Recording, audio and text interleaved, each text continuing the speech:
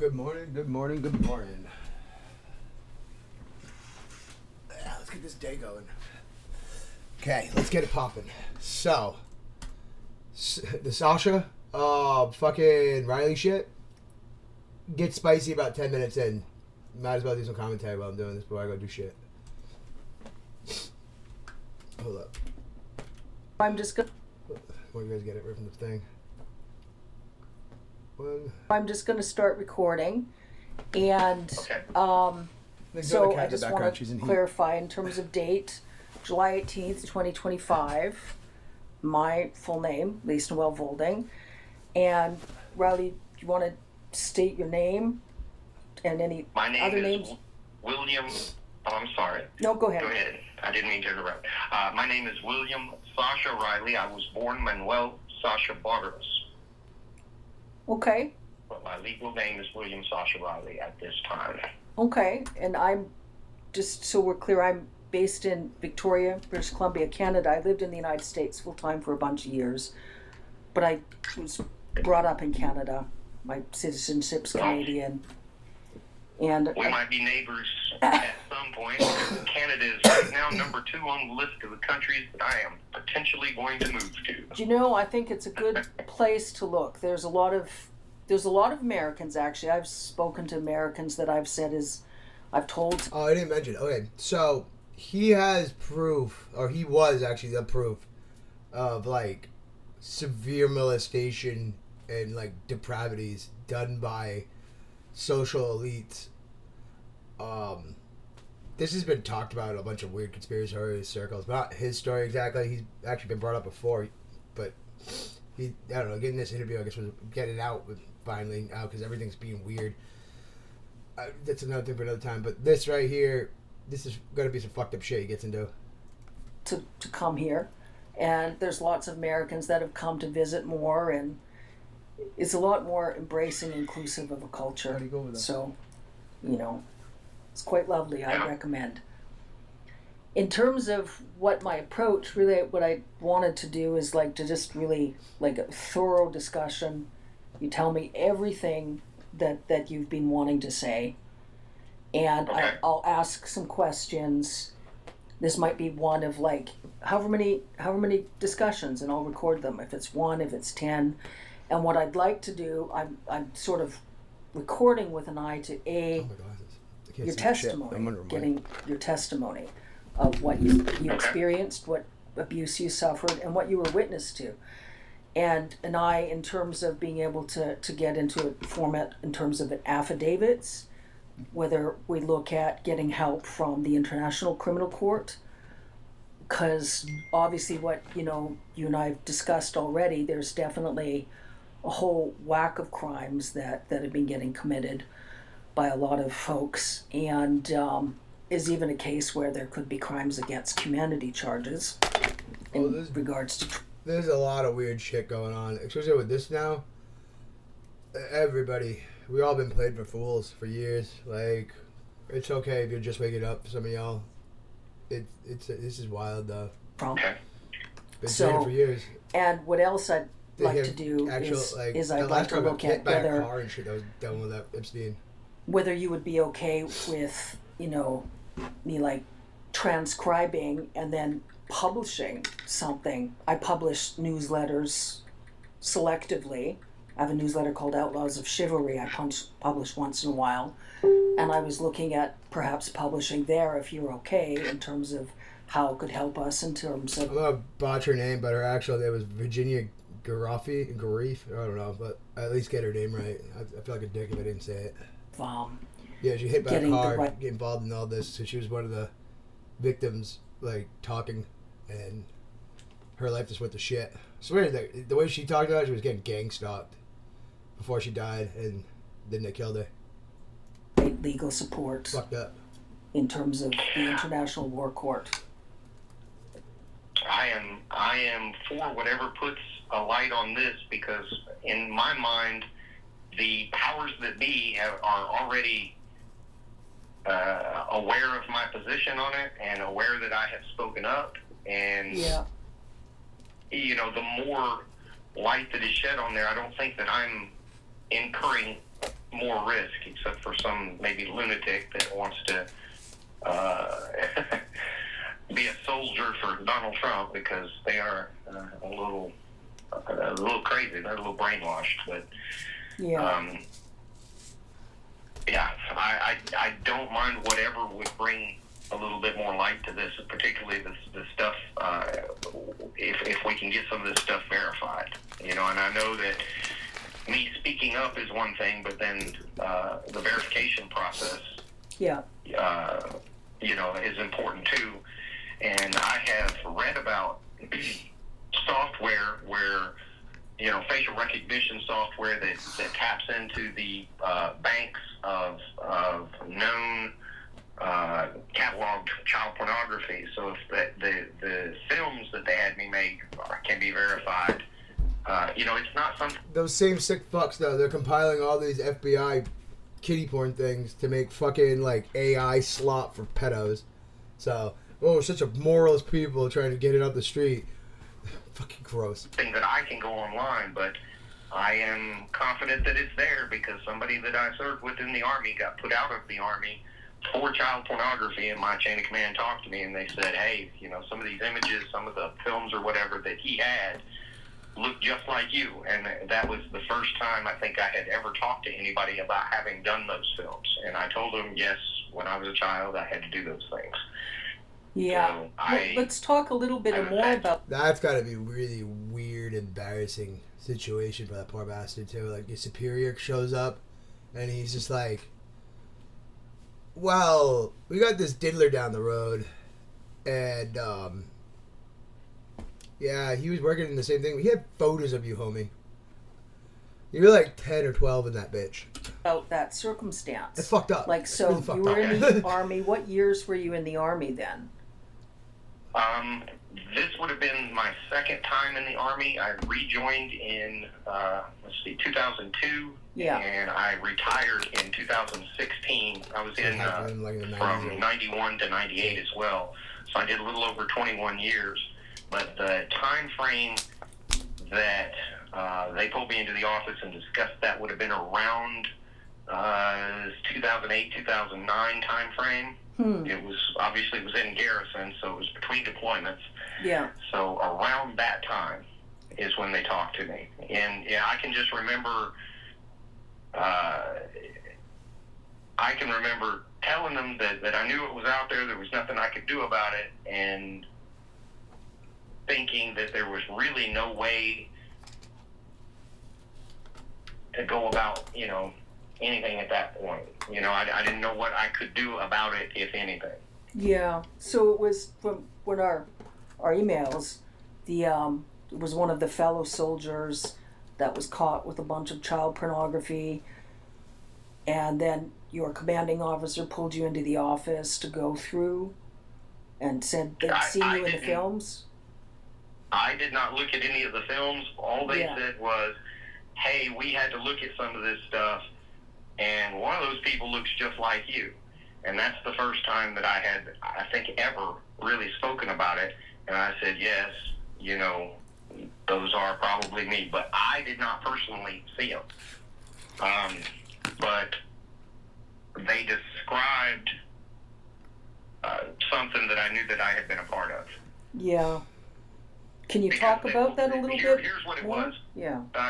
They pulled me in, I can remember First Sergeant Bayless was kind of red-faced, and he said, have you ever made a movie with a black girl?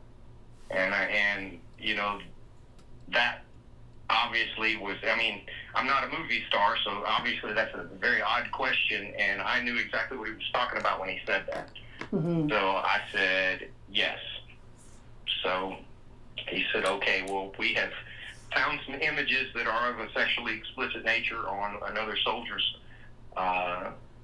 computer, I think, and they look like you. And I said, well, they are me. So he said, and you look underage. I think from that was part of their investigation to confirm that the images of the participants in these films were underage. Mm-hmm. I think they were trying to also figure out if they were willing participants. Where like two teenagers figuring out a camera, even though they probably already know because they already had the evidence. But it's like they're trying to see if he was a part of making it, probably, or was he coerced into like doing it. So probably like everybody that says, was just drugs a and shit secondary verification that I was only 12 or 13 at the time of that film, maybe even 11. So I mean, obviously I'm not an adult, and even when I was an adult at 18 or 19, I still looked young. So obviously at 11, 12, whatever I was in that film, I would not have looked like a mature an adult, Mm-hmm. Yeah, this is as far as I've gotten up to now. 8 minutes to start getting spicy with this.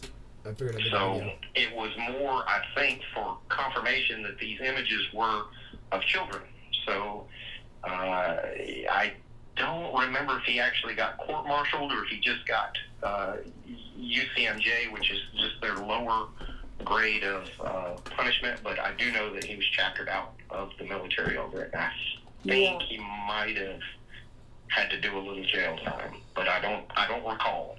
I can't even recall the soldier's name that got caught with it. I just knew he was an NCO, a staff sergeant.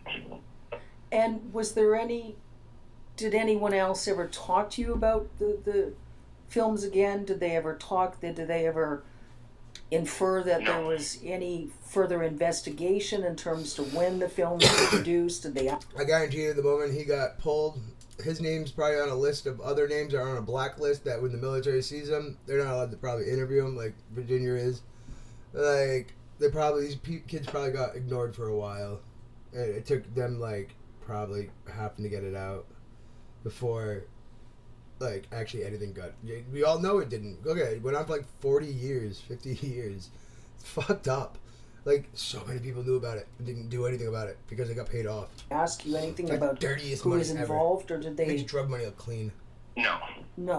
They didn't go into any legality other than the prosecution of the soldier with the images.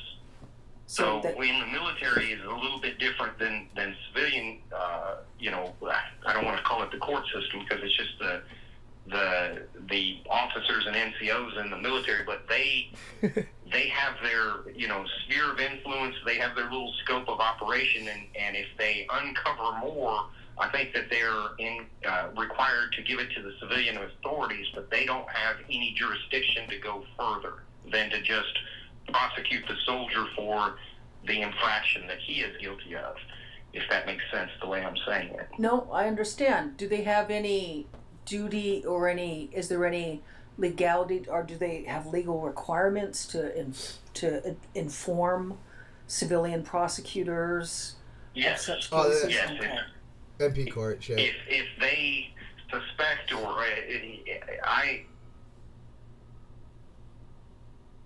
What happened? If there's additional wrongdoing that is outside of their scope of being able to prosecute, and in this case to hold the individual soldier accountable for having this material that he's not supposed to have, they prosecute that portion of it. If it is beyond what they can prosecute, then they refer the soldier to civilian court systems. But in this case, the military did handle the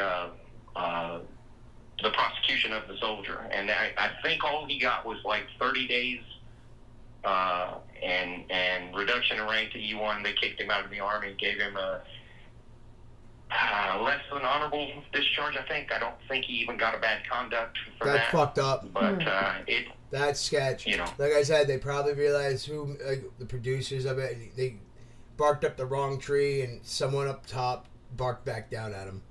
Like, this is why it went on for so long. That's wild. That's fucking evil. I know that he was put out of the military, and I think the guy died several weeks later too, or something. Did the 30 days in jail? I think is the most that they can give you at the at the level that they prosecuted him at. So I'm not saying that for sure on the jail time, but I do know for a fact he was put out of the military. Okay. So they had films. They had some of those films. Was his name. Cable? Yes, Habel. That was his last name. Habel, I think. Staff Sergeant Habel. I just remembered it. Because I could picture his face, and I just couldn't remember his name. Habel. Okay. Habel. Yes, I'm relatively certain on that name. I don't have the best memory. I was in a blast in Iraq, and one of the things that I struggle with mightily are names. Yeah. But I'm fairly sure that's his name. Okay. And in terms of the films they had, so there was obviously a collection of pornography. Is there anyone you're in contact with of those your commanding officers that would they talk to you? Would they provide evidence? Or is it probably not a situation where Michael Bayless is the only one that I remember speaking to about it. I have not spoken to him since I left Fort Carson in 2011. I would think that he would probably remember something like that, just the unusualness of it. You know, first sergeants deal with things day in. Yeah, it's not every day you have a soldier who has he's a diddler, who has pictures of the other soldier you have on there from when he was a child. Or video, whatever the fuck it is. It's fucked up. That's a really odd thing. You probably remember that scenario happening.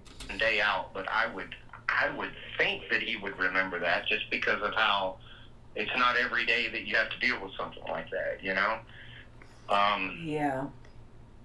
But it is possible. I think my commanding officer's name at that time was Captain Colasanto. But I'm not sure because you get commanding officers come and go. You know, the first sergeants, they tend to stick around longer. Yeah. But commanding officers are a lot of times they're only there for a year or two and then they're off to the next thing. So my recollection of the commanding officer may not be accurate. What's the spelling of his last name? Colasanto? Cola, Colasanto. Okay. Saint Cola. Yeah. Okay. Is there anything else you think would be helpful to talk about right now about then? The time frame? That was the first time anyone had ever mentioned to you anything about the films other than when you were involved in filming? Is that accurate? Yes. Okay.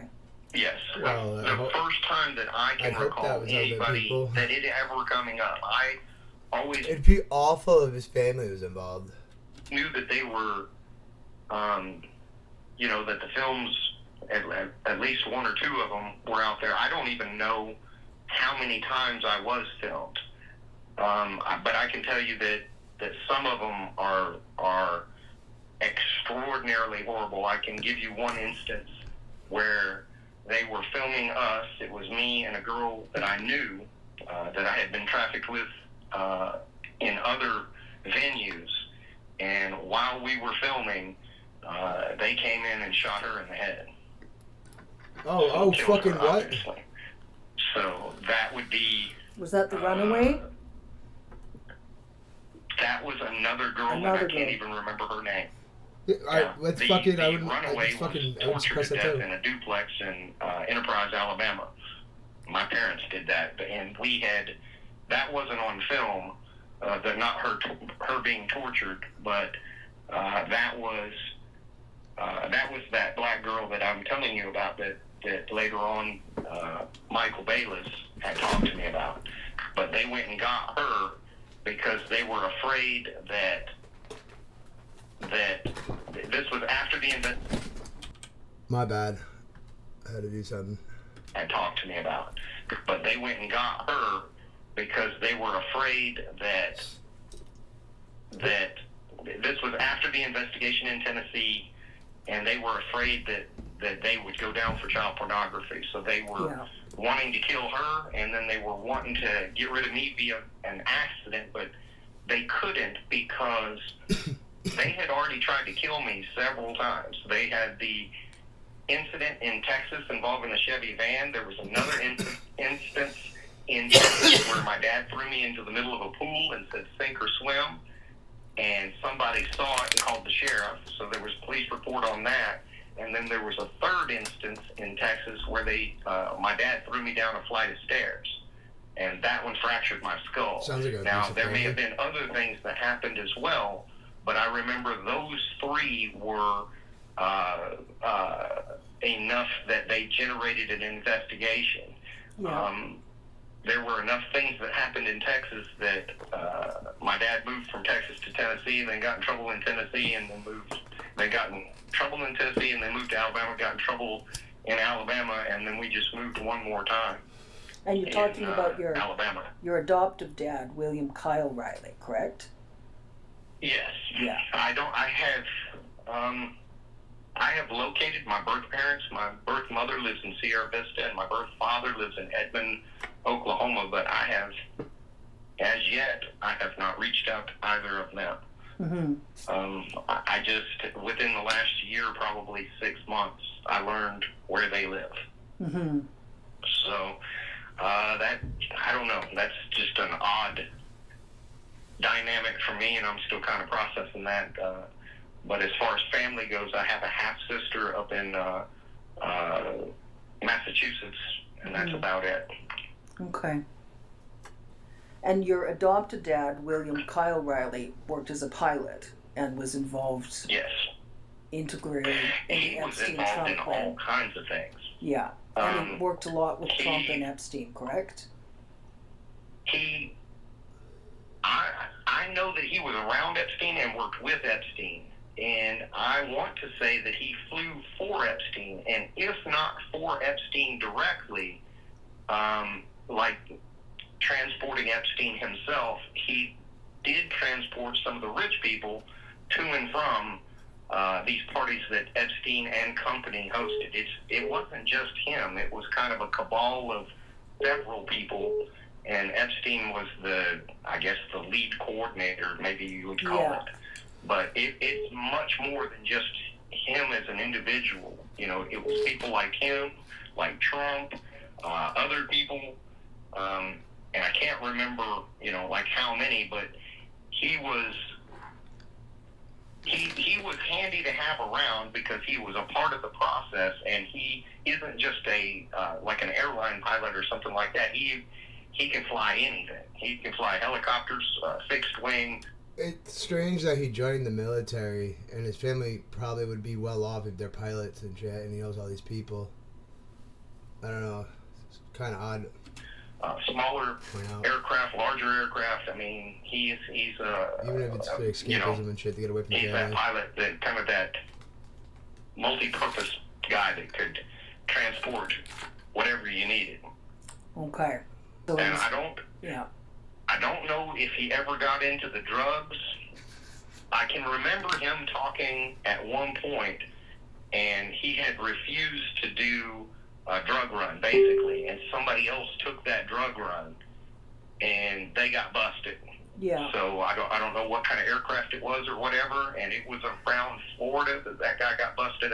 Maybe he flew down to the Virgin Islands or something like that. I can't remember these specific details, but I can remember the conversation that my dad had talking about, thank God I didn't take that. And because the guy got busted and he wound up, huge amount of charges, 25 to life or whatever the heck he got. But I can remember from his perspective being nervous because the people that he was working with, he was scared that they were going to set him up to take the fall for something, to just get rid of him because he had been involved in so much other criminality that...